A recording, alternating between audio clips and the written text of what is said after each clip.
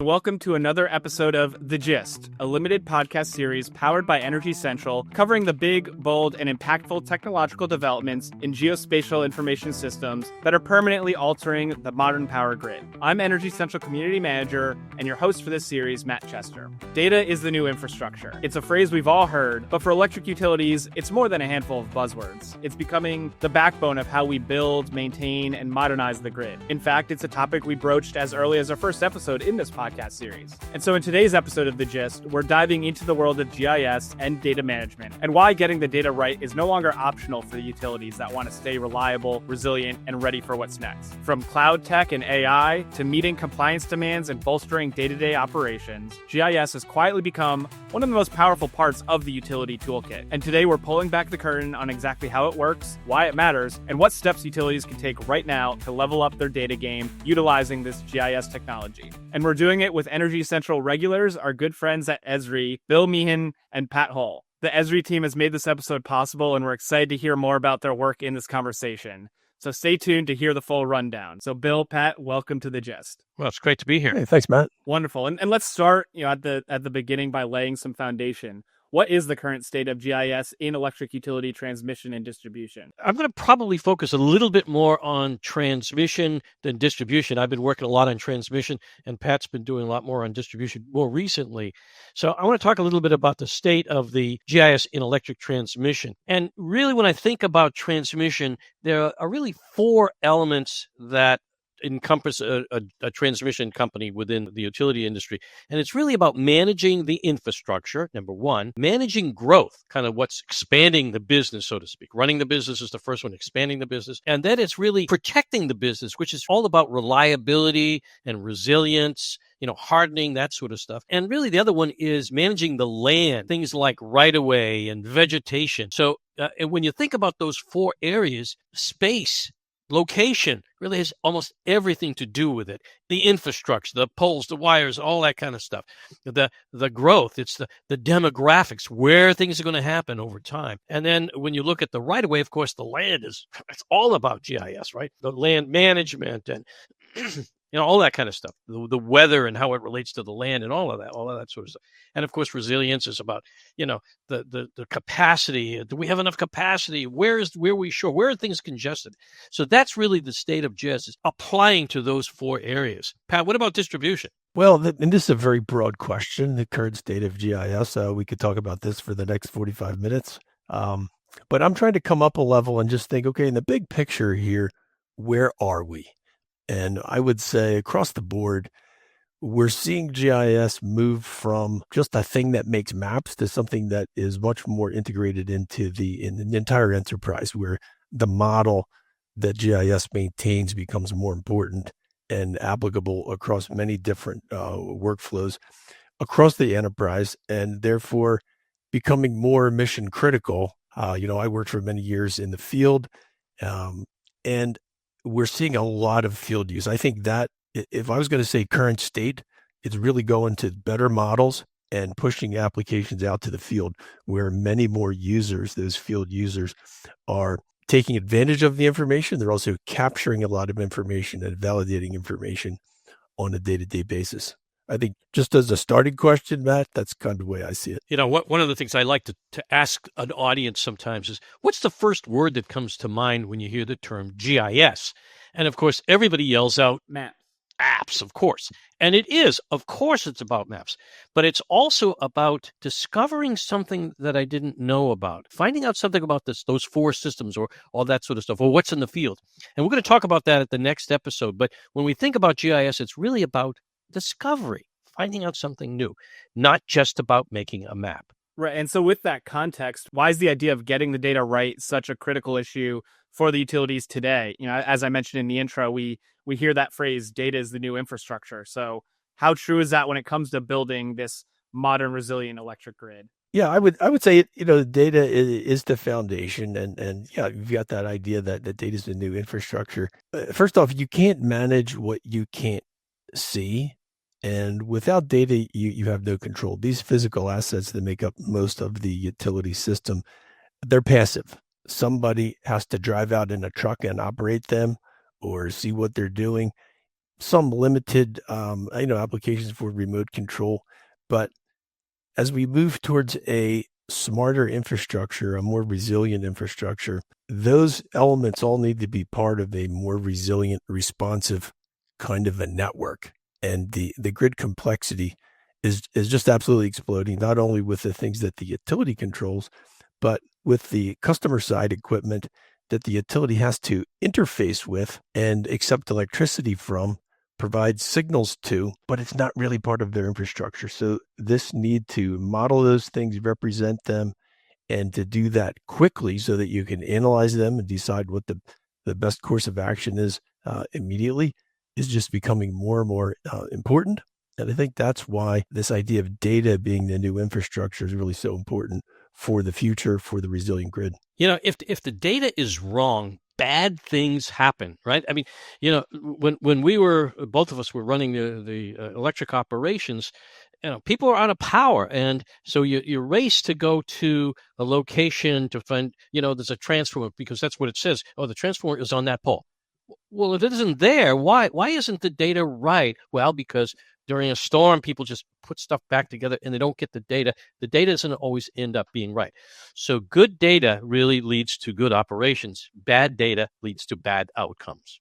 And and especially in a case like an electric utility where lives depend on electricity. So it's really, really important to get the data right. Absolutely. And the utilities are in a position where there's a massive amount of data to be collected. So what are some of the key challenges that you see from your position that they face in trying to not only collect, but then manage that data? The challenge is always getting the data in a place that only occurs once, right? So problem with the history of utilities, it's been based on a lot of silos. So somebody has customer information over here, then they have GIS information over here, and then they have real-time data over here. And I think the challenge is to make sure that there's not duplication, there's not inaccuracies. We talked about that, but also timeliness too. We did a study several years ago, about how long does it take when something happens in the field, somebody puts up a piece of wire or a transformer or something, and how long does that data take to get into the GIS? And we found, my goodness, it could take days, weeks, months, and sometimes even years. Pat, you've seen it. The backlog of pieces of paper could be stacks high. I've seen it over and over again. And, Bill, what I have noticed is that this tends to run in cycles, right? People get very far behind, and then somebody hits the panic button and they say, we better put some more resources on, and they catch back up again. And then they get coasting easily and somebody needs to be reassigned to do something else, and it falls back down again. But you're absolutely right. Just some big ideas around data would definitely be silos and the legacy systems that they exist within, right? And now, as we have data coming at us in larger volumes, at higher velocity, and needed for more things, it really becomes an issue of how do we know what we can count on? How do we integrate that? And ultimately, all that data really needs to support decisions. But my favorite thing is data quality. I love to tell people I talk to a lot of utilities. I ask them about data quality. I've never heard a utility say, we took a good look at our data quality, and you know what? It was a lot better than we thought it was. Never happened, right? And so, really deciding what your future goals are for your utility, how you want to run your system, what your future state looks like, is very important so that you can build and take steps with the end in mind. And then you can identify the gaps in your system, in your data models, in your data quality to be able to support those goals.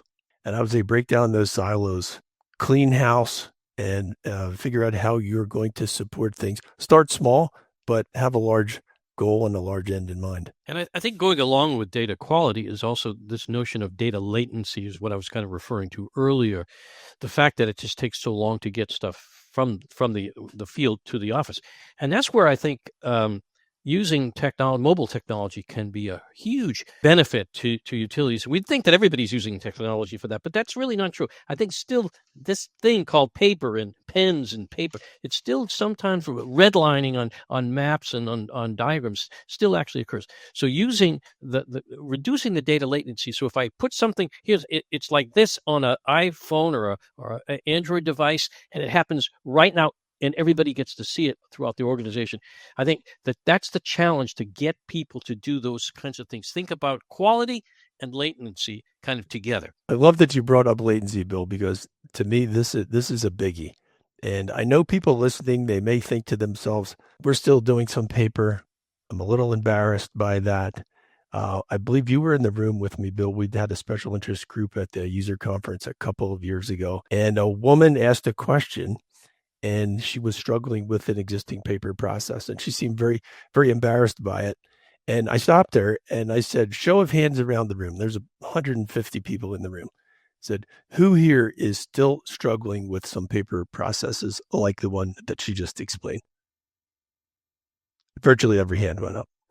So it is a real thing, and I think that's one of the important elements about using GIS in the field. Number one, GIS updates your data immediately if you choose to do it that way.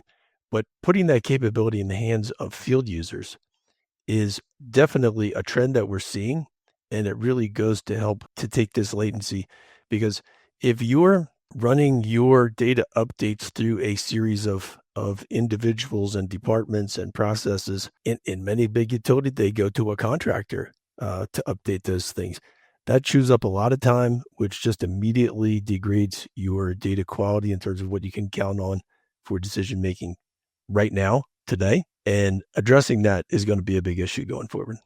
That's some great perspective. And I know you both have helped utilities in these processes for many years. So, being entrenched in those roles, how have you seen the role of data management evolve in the power sector over that time, and specifically in the past few years, where it feels like there's been kind of a ramp up of it? Yeah, well, you look back at the history of GIS in the utility business, and it's really evolved from conversion of paper maps, and I think that's really been an issue. And frankly, I remember years ago, I had a responsibility for the mapping department, and it was all on paper, and the data quality really is was hard to manage.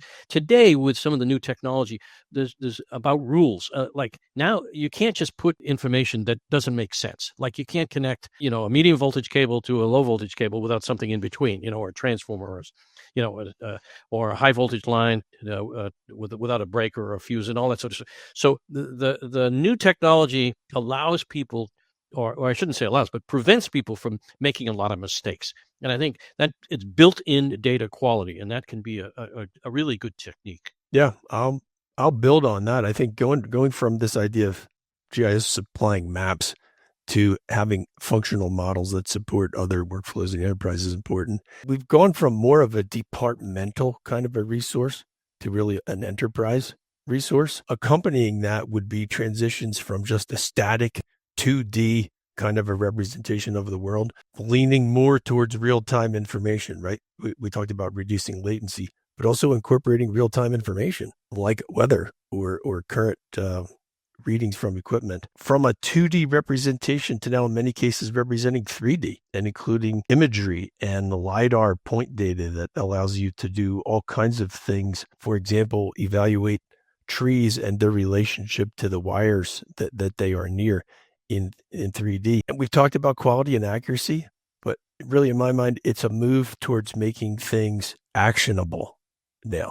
How do we put that into work? And of course, we've seen workflows. We see it literally every day now. Something else happens where we realize, the manual thing is now moving to an AI assisted thing, right? The same thing's happening in GIS with all kinds of tools, but not the least of which are just assistants that mean you don't have to start off with a blank sheet of paper every time. You can get a nice 50% jump off point almost instantly and then improve your work. I think we have to talk about cloud, right? We have historically seen these things on the desktop or entirely on-prem, and now we're seeing cloud models and hybrid cloud implementations and have a lot of their own benefits and concerns. Bill, I guess the final thing that I would think of is that We talk about system of record. GIS has been a place of keeping records and maintaining information. But in my mind, we're seeing that kind of shift more now to a system that people can use,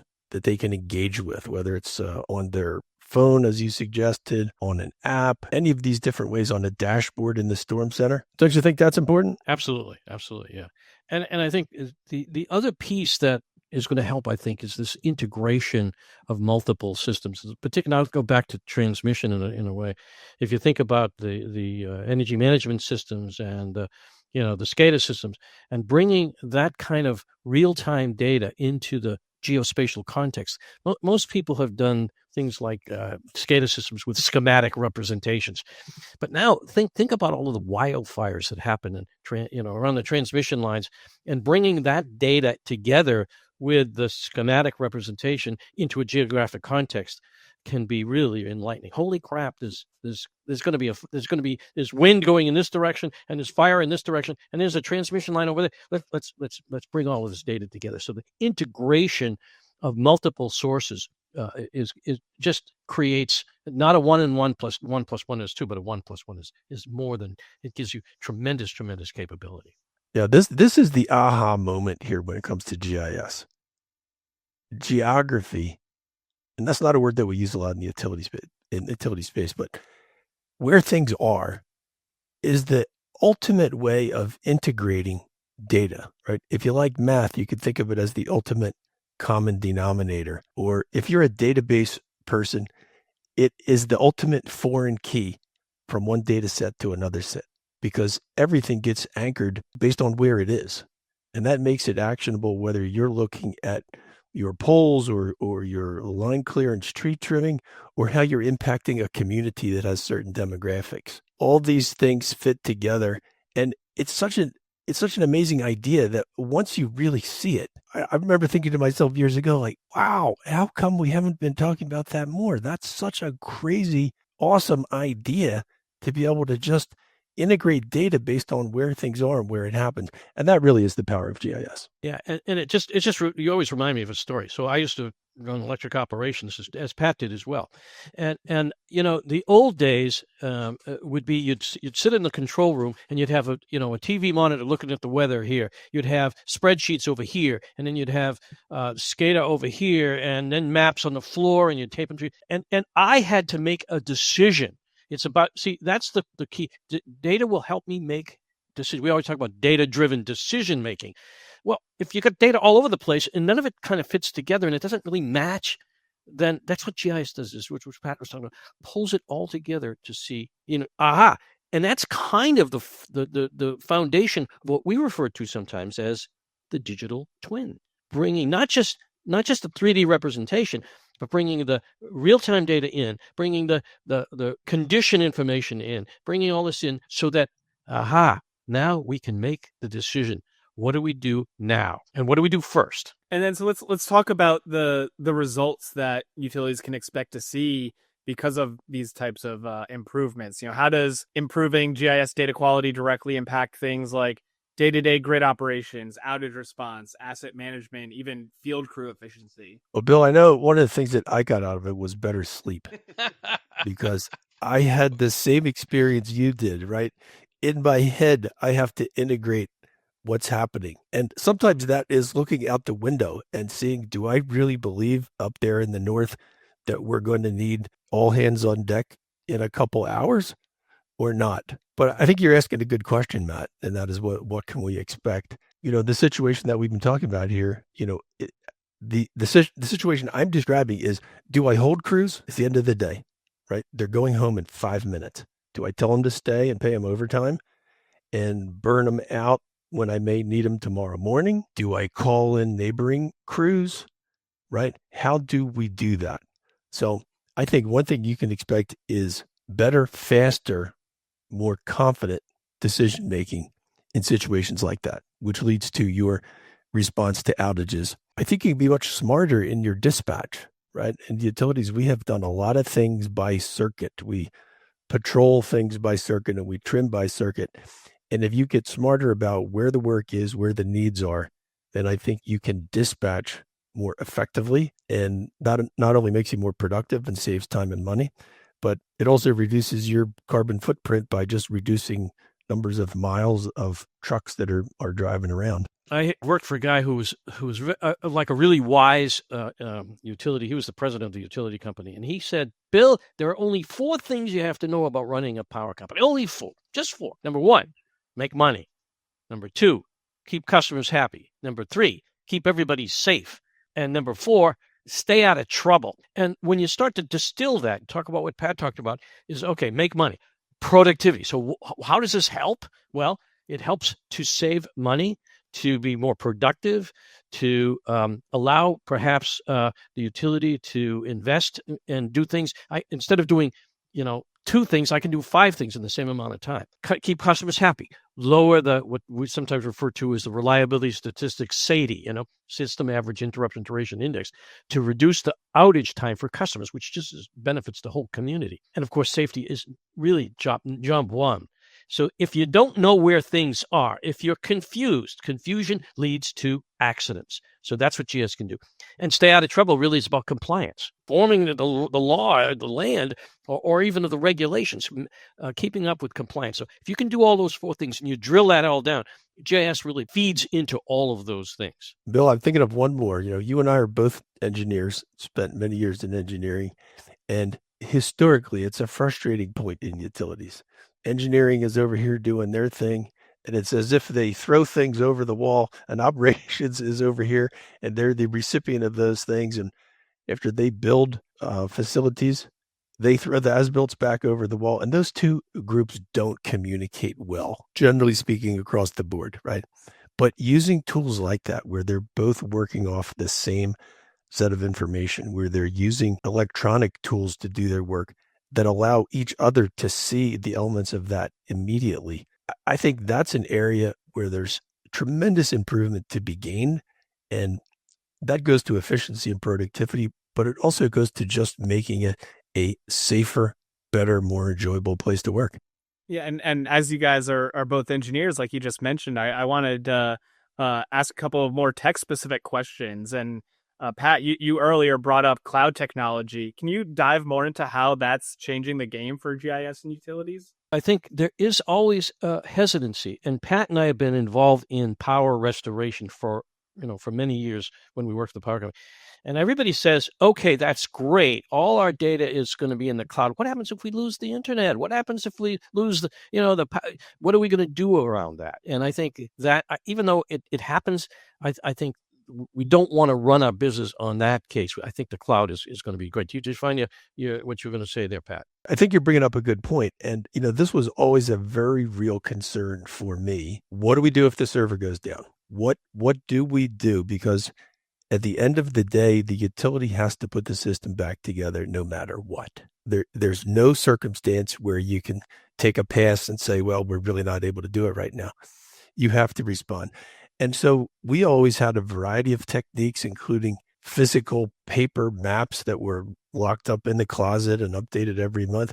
I drove around for years with a complete set of circuit maps in my vehicle, and I got updates to those every single month and kept them up to date, because when it all went down, I needed to be able to walk out to my car at 2:00 in the morning, pull out circuit maps and make some decisions. But the cloud, yeah, that's a very good question. It does bring up issues of security and scalability, but I think it holds some tremendous promise, right? A lot of software that we see today, including Esri software, is available as a SaaS product. It's software as a service, right? And as such, your burden to maintain that and upgrade that is dramatically reduced. It becomes scalable with the click of a button, much more accessible, and integrations are much easier with other systems, enabling collaboration across all kinds of different teams. Updates just happen. Software updates just happen, right? Your provider is doing that. And in many cases, your disaster recovery would be far improved. Now, with that said, it seems like a lot of utilities are exploring this hybrid cloud idea where they have some on-prem capability. They may even have on-prem cloud capability, but it's their own private cloud. And then some things which are segmented off are put in the real cloud, if we can call it that, right? And you know what cloud stands for, Matt? Somebody else's computer. That's what it means. Somebody else's computer, right? You're just putting it on somebody else's computer, and you don't really care where that is.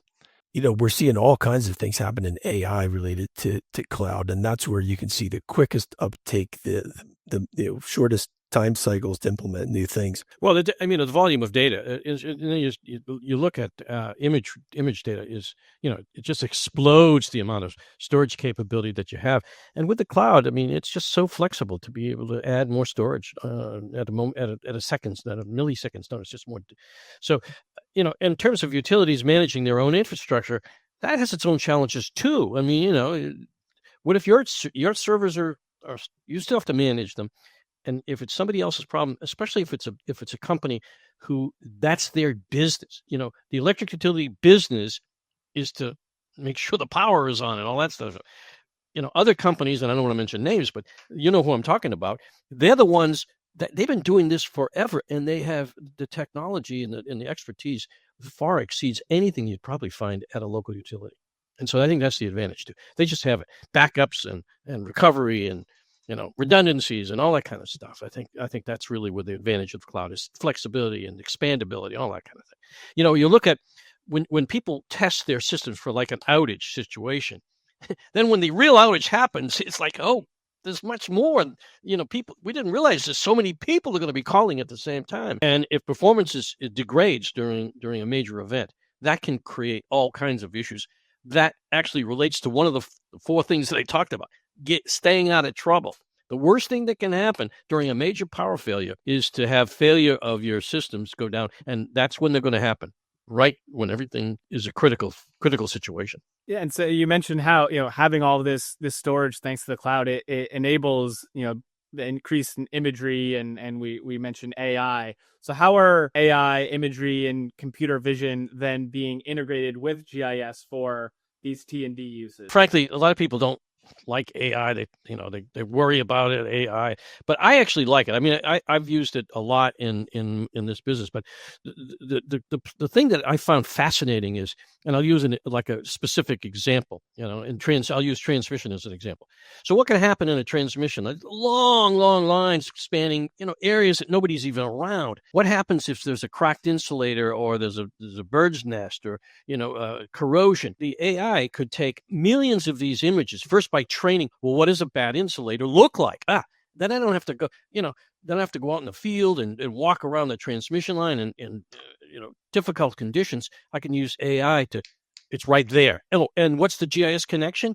I do this analysis, and that I know that insulator is right here. And by the way, there's an access road. I can navigate my vehicle to the location where the trouble is, and I can do it, much quicker than could be done. Enormously quicker. So AI. And the other thing, computer vision, another one of my favorite technologies, computer vision. So let's say a pole gets cracked, falls on the ground, customer takes a picture of it, and all of a sudden it knows, oh, that's a cracked pole. Oh, and it was this kind of pole. Oh, and there was a transformer in the pole, and it was a 25 kVA transformer. Instead, I have to get a troubleshooter, go out to the field. Where are they? Look on a map. And it's quick. Computer vision takes pictures, can analyze his photos, and be able to discover what's going on. Right. The other thing was interesting. I was with a customer, and we were talking about an AI situation that can analyze what's happening. And they say, one of our biggest problems is that people call us and say, hey, there's a problem with your electrical system. Well, we send out a person, and guess what? It's the cable TV wire. It's not our problem. So with AI, they can figure that out. So I don't have to worry about things that aren't my problem. That's really a thing. So AI is great. Imagery, of course, gets my data management. One of the things about imagery, if you take a high resolution image, it says this is exactly where something is. If you're dealing with a transmission system, and I'm looking at, like the lines sag, right? Well, if those transmission towers are kind of located from a data perspective in the wrong place, I'm not going to really see what actually happens in real life. That's why the collection of imagery on top of GIS really improves your data quality. That's really eye-opening, and it makes, it's exciting to see what's possible. And maybe the other side of exciting technology is sometimes there's a little bit of the red tape, and Bill, you brought up earlier compliance, so I wanted to dig into that a little bit too. how do GIS-based data management tools help utilities meet the regulatory requirements from organizations like NERC? And are there some specific NERC standards or audits where you've seen GIS newly playing some crucial supporting roles? Well, one of the, and of course, North American NERC stands for North American Electric Reliability Corporation, and I just wrote a blog. Well, you published a blog on Energy Central called "Blame the Tree of Heaven for the Northeast Blackout." Well, so there's a NERC requirement, and that's how NERC was really invented, was because of these blackouts. You found that there's a NERC requirement called FAC, which sort of short for facilities, 003, which is all about vegetation management. So the compliance aspect is we've got to comply. Every utility's got to, every transmission utility's got to comply with FAC 003. Vegetation clearances, location. I need a vegetation management plan as part of compliance. So compliance is putting together a vegetation management plan that is essentially all GIS based. Where's the vegetation? Where's the encroachment? Where's the clearances? Where? That's all about GIS and the compliance of that. Of course, there's the other NERC requirements about CIP, which is critical infrastructure protection. Where are things going to be causing, security problems and physical security and all of that? So those things are really essential. FAC 008 has to do with ratings. Where is the weakest link of the rating, and that's part of the whole NERC FAC 008 and 009 requirement. So it's critical to keep. And if you don't do it, if you don't comply, guess what? You are in trouble. Fines, and that's part of making money. If you're getting a lot of fines from NERC, that's not a good thing. And we're hoping that this podcast series is ideally reaching some utilities and their decision makers that are early in their data improvement journey. So for any of those such listeners, I wanted to ask both of you, what are some of the first steps that they can and should start taking to clean and standardize their GIS data to make this regulatory experience go smoother or simpler? What's something they can start doing tomorrow? That's a good question. I love the way you phrase that. What could you start doing tomorrow? This is not exciting stuff. But there are some good things that you can do. I would say, for starters, run some basic quality control scripts.